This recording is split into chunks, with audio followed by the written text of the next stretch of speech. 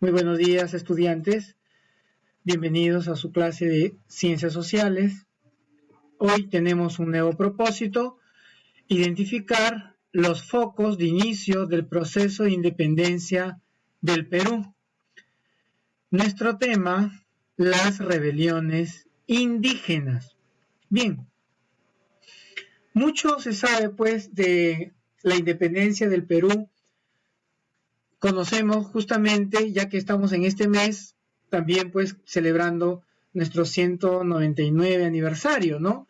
Y que muchas veces solamente conocemos la parte de la proclamación de la independencia por parte del generalísimo don José de San Martín. Un trabajo muy importante, por supuesto, no desmerecer, pero antes de ese proceso había ya algunos antecedentes. Es decir, en la parte de las regiones altoandinas, llámese la sierra y la selva, sobre todo en esta última se va a iniciar algunos procesos de levantamiento contra los españoles, ¿no? Contra la corona española. Por lo tanto, en la época pues misma del virreinato, más o menos hacia el siglo XV, se iniciarían todos estos procesos, ¿no? Los motines van a empezar a surgir, ¿no? Algunos alzamientos de parte de los indígenas, de parte de los esclavos, eran de manera pues constante. Muchas veces lo hacían a diario, ¿no? Entonces, en la época colonial, la misma época colonial, desde que empieza este periodo de gobierno aquí, era un poco difícil, ¿no? La vida, por supuesto, pues tanto para los españoles mismos y por supuesto para los indígenas o todos los que estaban aquí. Por lo tanto, habíamos visto entonces, a pesar de esas reformas borbónicas, ¿no? Que se mejoraría, siempre hubo lo que vendría a ser el descontento. Muy aparte, por un lado hacían pues, ¿no? Algunos motines o levantamientos, y estos procesos, a pesar que se iniciaría de esta forma, no tuvieron éxito porque cada quien lo hacía, no sé, de manera individual, de manera personal o de manera grupal. Es decir, no había quizás una agrupación en que todos se pongan de acuerdo y actuar de manera en conjunto, ¿no? Como lo que sucedió en la Revolución Francesa. Entonces aquí es un poco algo diferente, es decir, cada quien trabajaba por su lado, y tanto es así pues que como trabajaban por su lado, también eran vencidos, ¿no? Rápidamente, de esa forma.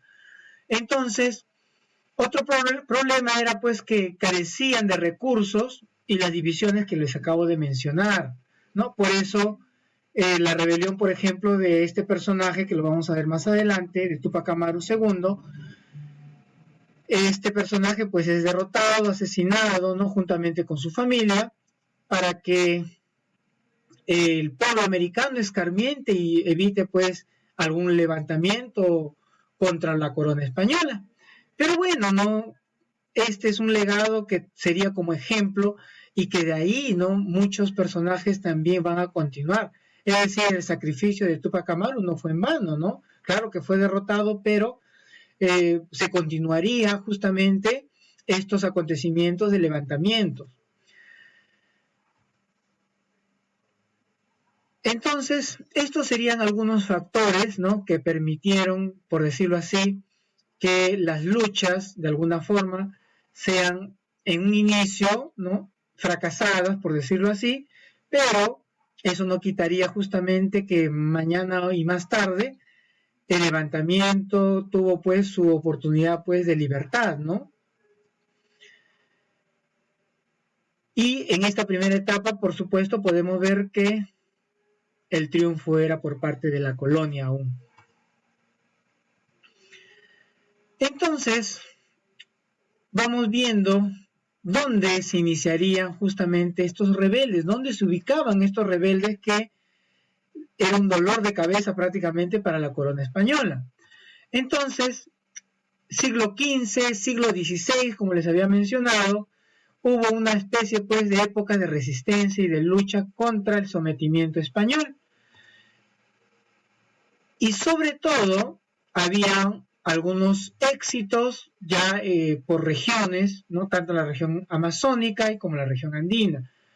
Pero en el tema que vamos viendo el día de hoy es un poco enfocado a la parte de la Amazonía, ¿no?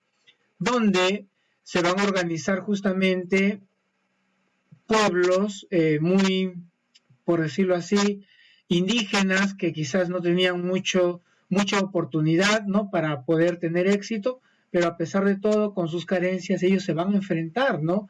A los españoles. Y van a organizar sucesivos ataques, ¿no? No van a aceptar fácilmente a la llegada de los sacerdotes y sobre todo, pues, van a tratar de rebelarse contra la invasión militar.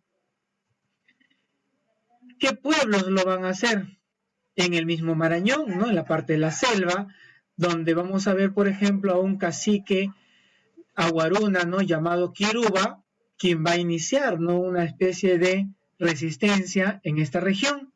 También en la parte del norte, oriente, ¿no? Casi por lo que hoy es Loreto, vamos a encontrarnos con el cacique Jumandi Quijos Napo, quien tampoco logró que su pueblo se someta a los españoles.